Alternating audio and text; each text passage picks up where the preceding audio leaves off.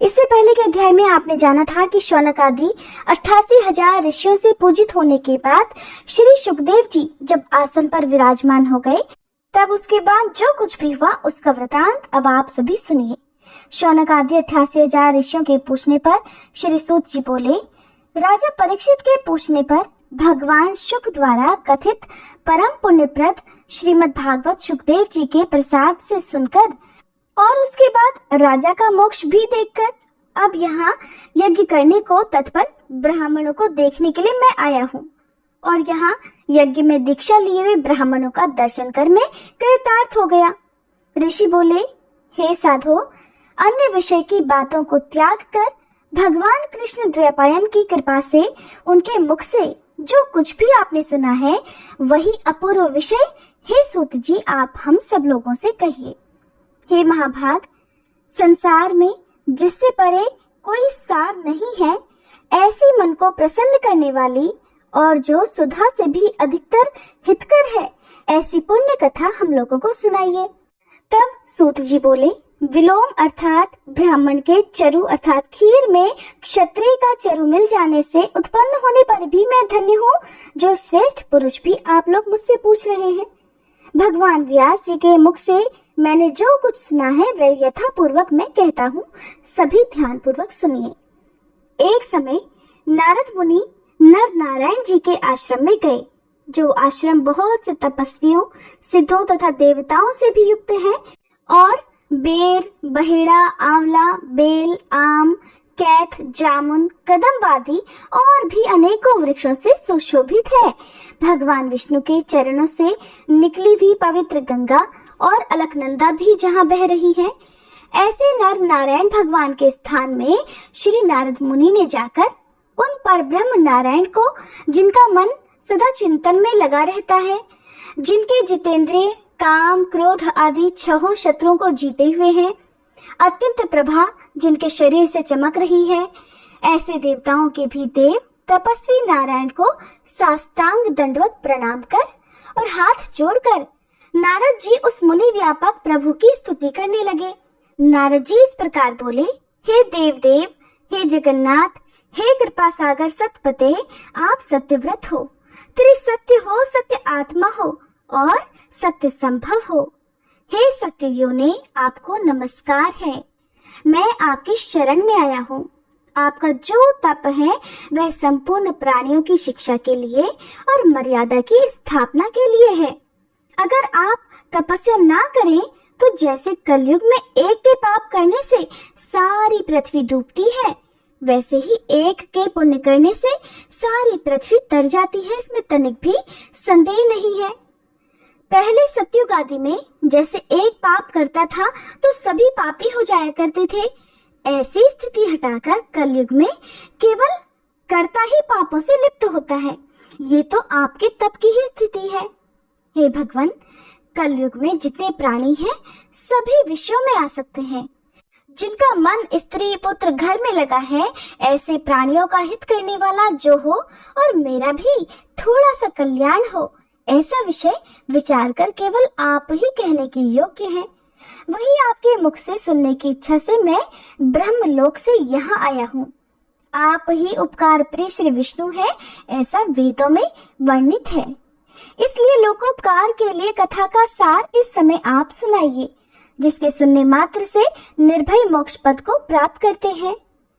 इस प्रकार देवर्षि नारद के वचन सुनकर भगवान ऋषि आनंद से खिलखिला उठे और फिर भुवन को पवित्र करने वाली पुण्यमय कथा आरंभ कर दी। श्री नारायण बोले, हे नारद, गोपों की स्त्रियों के मुख कमल के भ्रमर, रास के ईश्वर, रसिकों के आभरण, वृंदावन बिहारी, ब्रज के पति आदि पुरुष भगवान की पुण्य कथा को कहता हूँ, जो निमेष मात्र समय में जगत को उत्पन्न करने वाले हैं। उनके कर्मों को हे वत्स इस पृथ्वी पर भला कौन वर्णन कर सकता है। हे नारद मुनि, आप भी भगवान के चरित्र का सरस सार जानते ही हैं और ये भी जानते हैं कि भगवत चरित्र वाणी द्वारा कहा जा ही नहीं सकता। फिर भी अद्भुत पुरुषोत्तम महात्म्य आदर से कहते हैं। ये पुरुषोत्तम महात्म्य दरिद्रता और वैधव्य का नाश करने वाला, यश प्रदान करने वाला और सत्पुत्र तथा मोक्ष को देने वाला है, इसलिए शीघ्र ही इसका प्रयोग करना चाहिए। नारद जी बोले, हे मुनि, पुरुषोत्तम नामक कौन देवता है, उनका महात्म्य क्या है, और ये अद्भुत सा प्रतीत होता है, इसलिए आप मुझसे विस्तार पूर्वक कहिए। सूत जी बोले, श्री नारद जी के वचन सुनकर नारायण क्षण मात्र पुरुषोत्तम में अच्छी तरह मन लगाकर इस प्रकार बोले, पुरुषोत्तम, ये मास का नाम जो पड़ा है वह भी कारण से युक्त है। पुरुषोत्तम मास के स्वामी दयासागर पुरुषोत्तम अर्थात श्री विष्णु ही हैं, इसलिए ऋषिगण इसको पुरुषोत्तम मास कहते हैं। पुरुषोत्तम मास के व्रत करने से भगवान पुरुषोत्तम प्रसन्न हो जाते हैं। नारद जी बोले, चैत्र आदि मास जो है वो अपने अपने स्वामी देवताओं से युक्त हैं, ऐसा मैंने सुना है, किंतु हे भगवान, उनके बीच में पुरुषोत्तम मास का नाम तो मैंने कभी नहीं सुना। पुरुषोत्तम मास कौन है और पुरुषोत्तम मास के स्वामी कृपा के निधि पुरुषोत्तम कैसे हुए? हे कृपा निधे, ये आप मुझसे कहिए। इस मास का स्वरूप विधान के सहित हे प्रभु मुझसे वर्णन करिए। हे सतपते, इस मास में क्या करना, कैसे स्नान करना, क्या दान करना, इस मास का जप, पूजा, उपवास आदि क्या साधन है, सब कुछ कहिए। इस मास के विधान से कौन से देवता प्रसन्न होते हैं और क्या फल प्रदान करते हैं, इसके अलावा और जो कुछ भी तथ्य हो, हे तपोधन, वह विस्तार पूर्वक बताइए। साधु दीनों के ऊपर कृपा करने वाले होते हैं, वे तो बिना पूछे कृपा करके सदुपदेश दे ही दिया करते हैं।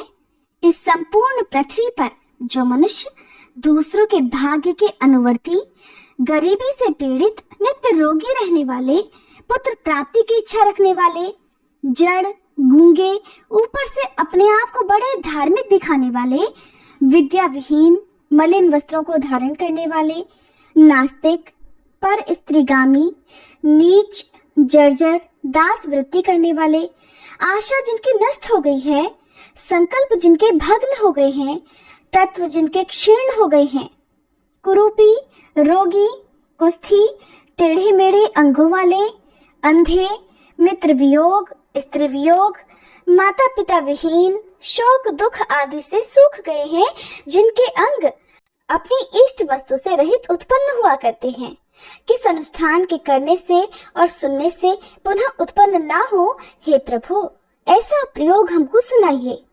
वैधव्य, बंध्या दोष, अंगहीनता, दुष्ट व्याधियां, रक्तपित्त आदि, मिर्गी, राजयक्ष्मा आदि जो भी दोष हैं, इन दोषों से दुखी मनुष्यों को देखकर हे जगन्नाथ, मैं बहुत दुखी हूँ, इसलिए मेरे ऊपर दया करके हे ब्राह्मण, मेरे मन को प्रसन्न करने वाले विषय को विस्तार पूर्वक बताइए।